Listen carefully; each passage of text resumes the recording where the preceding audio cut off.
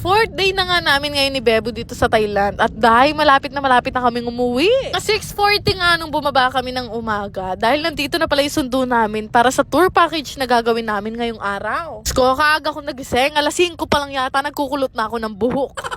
Bago nga kami umalis, may tour guide kami at sinabi muna niya kung saan kami pupunta ngayong araw. Talaga namang binonggahan ko yung outfit ko dito dahil ito talaga yung pinaka number 1 sa gusto kong puntahan dito sa Thailand. Una nga namin pinuntahan itong Golden Buddha. Kailangan nga naming alisin yung mga sapatos namin para makapasok kami sa loob dahil baka may mga takla. Nung papasok na nga kami, sinabihan kami na bawal pala mag-video sa loob. Kaya ayan, puro picture lang ang mapapakita ko sa inyo. Alam nyo ba, yung Golden Buddha na to ay 700 years na daw. Diyos ko, katagal na niya, pero ganyan pa rin siya kakinang. Marami nga nagtitinda dito sa loob at balak ko nga sanang mamili. Habang nag-e-edit nga ako, nagulat ako gumagalaw yung mga picture, kaya pala naka-live photo siya. Kaya naman kahit pa paano, maipapakita ko pala sa inyo. Bumili nga kami dito ng mga pendant at bracelet na pwede naming ipamigay. Grabe, kapag ka nga nakapasok ka dito, sobrang mafe-feel mo yung ambience na sobrang ganda. Sipin nyo naman, Diyos ko, itong Buddha na to ay gawa sa 18K gold. Tapos, ang timbang lang naman yan ay 5.5 tons. Ko, nakakaloka, isang daliri lang ng Golden Buddha, milyonaryo na ako, charot.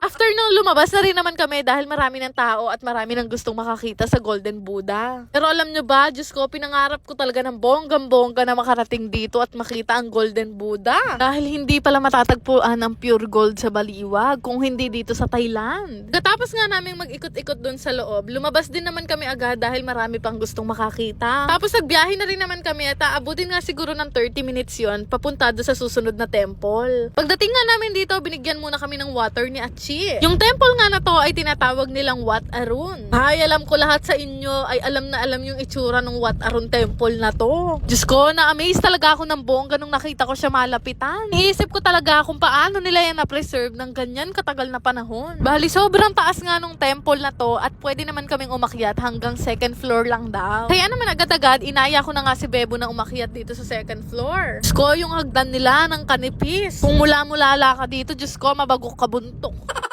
Pag-akyat nga namin dito sa temple, nakita ko agad yung ganda ng kulay niya sa malapitan. At dahil nagulat ako kasi muntik ko nang makaterno yung temple. O, yan na nga yung sinasabi ko sa kanila, kahit gaano ka kaganda dito, pasalampak ka pa rin bababa. Nilibot na lang muna namin ni Bebo yung buong temple. Diyos ko, napakalaki pala nito. Diyos ko, lagu-lagu mo ako dyan, pero pagod na ako nung mga panahon na yan.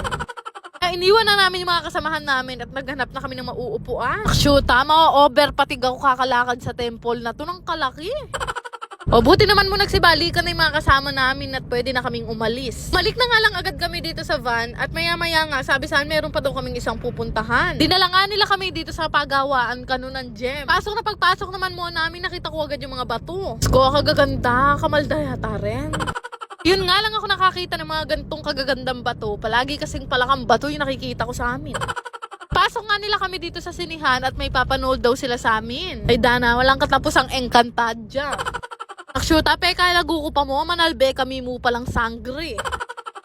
Pagkatapos nga nung pinanood namin na yon, pinapunta na nga agad kami dito sa may factory para makita daw namin kung paano daw nilalagyan ng bato yung mga singsing. Sabi daw kasi nila, dito daw sa Thailand nagmumula yung pinakamaraming jam. Marami daw kasing jam kung saan-saan dito sa Thailand. Napakamahal nung value niyan, kaya parang gusto ko na lang tumira dito at mangungulkul na lang ako ng jam. Maglalaro lang kayo gamit ang inyong mga cellphone at pwede na kayong kumita gamit itong Diamond Game. Click nyo lang yung link na makikita nyo sa comment section at gumawa kayo ng account gamit ang inyong mga phone number, mag-create ng password at ilagay yung verification code na marireceive nyo. Ganun lang naman kadali mag-register dito sa Diamond Game at magkakaroon na agad kayo ng account. Once maka-register, kakailanganin nyo muna mag-cash in bago kayo maglaro. So, meron namang guide dyan kung paano kayo magka-cash in. Itong Dragon and Tiger yung madalas kong laruin dito dahil napakadali lang manalo. Naku, kahit piso lang yung pera mo na yan, pwede mo yung ilaro dito sa Diamond Game. Dahil 1 peso to 500 pesos yung pwede mong i-bet dito sa Dragon and Tiger. Grabe, napakadaling laro na pwede nyo talagang kuhanan ng income. Naku, basta talaga may tiyaga ka, marami ka mapapanalunan dito. Ito lang naman kasi yung pagpipilian mo dito, Dragon, Tiger, or Tai lang. Take your own risk, eka nga. Kaya kanya-kanyang swerte tayo sa paglalaro. Pero ngayong araw, matatawag kong swerte yung sarili ko dahil nanalo ko ng